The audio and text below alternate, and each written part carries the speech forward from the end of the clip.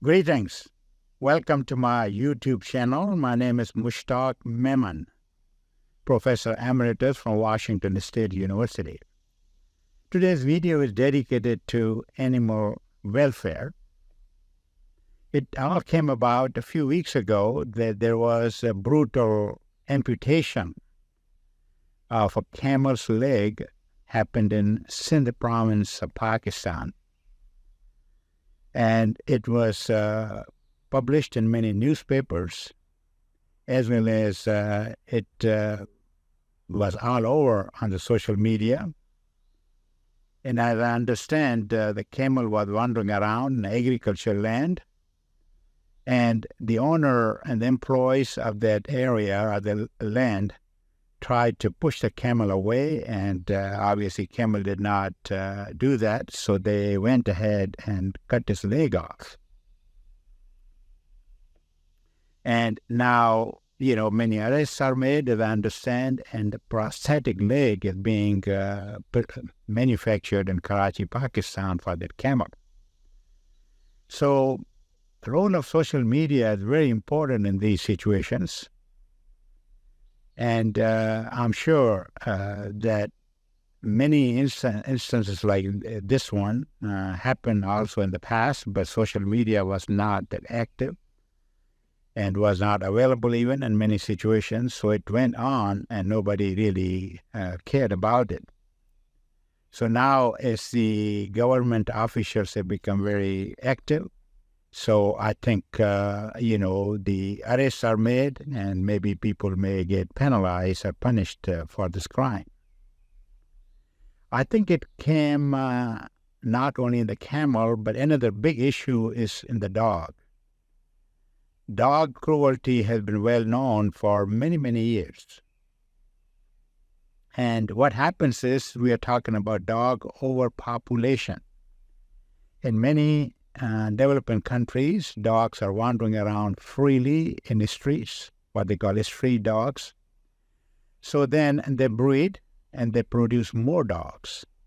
And some of these dogs happen to have a disease called rabies.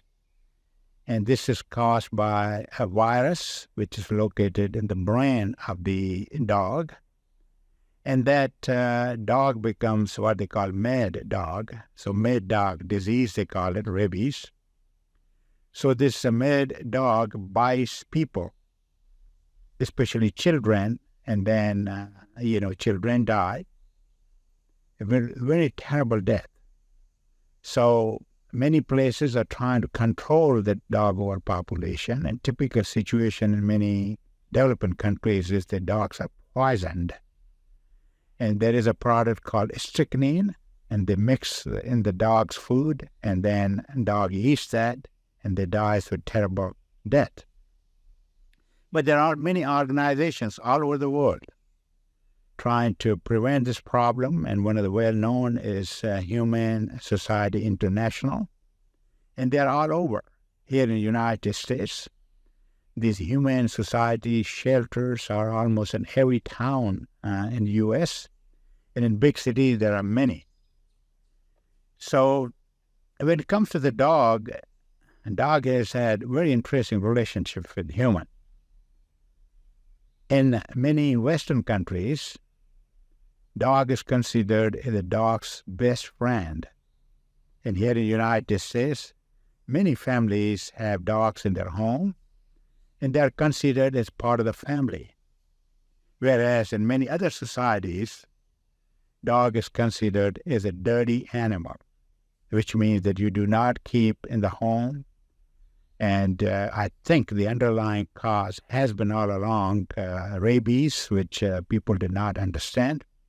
But now rabies is well controlled in many countries, especially, let us say, in the United States. All dogs are required to be vaccinated for rabies. So you do not find street dogs, let's say, in developed countries. But there are other organizations like World Health Organization, which is part of the United Nations. They have taken very serious steps on this situation. As you can see, this is one of the information poster online. And you can read closely in this poster on left-hand side in the corner up there, you can see that for public education, they try to explain how this virus is transmitted. And then, as you can see all over on the poster, especially on the right-hand side up in the corner, they tell us that almost 40% of these cases of dog bites happen in children. And then WHO has a very ambitious plan. They like to see by 2030, this rabies problem is solved with the over dog population. So no rabies, no dog bites. So it's only 6 years left in their accomplishment of this goal. So I think whatever we can do to contribute towards this cause would be really a big help. And it was interesting for me that to read this thing that the World Health Organization mentions that one death happens every 15 minutes somewhere in the world. So this problem is preventable.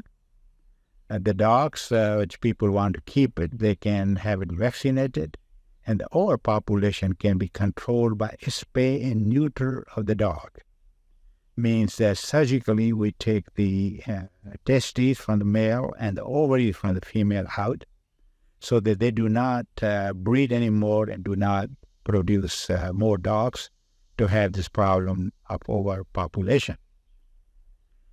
And I'm so glad to see that WHO has now Global Alliance Group, participated by many organizations, including OIE, which is the World Animal Disease Organization, disease prevention and disease treatments and vaccines organization. So they are together and try to, join their forces. In addition to global organizations, there are many local organizations in many, many countries. And this one I'm mentioning here is Ayesha Chundrigar Foundation in Karachi, Pakistan. I happened to communicate with Ms. Chundrigar back in 2019, and I happened to visit also Pakistan, so she invited me to visit her rescue center in Karachi. So the pictures you can see are from the center on the left-hand side. I visited the rescue center.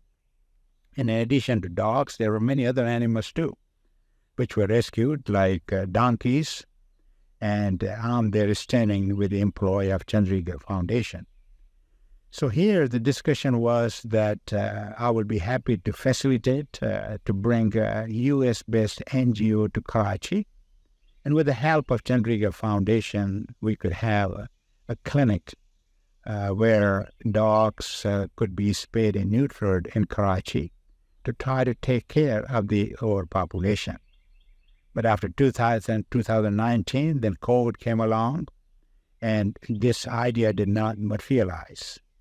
But I serve on the board of directors of the World West, and I'll be happy to, again, restart this conversation.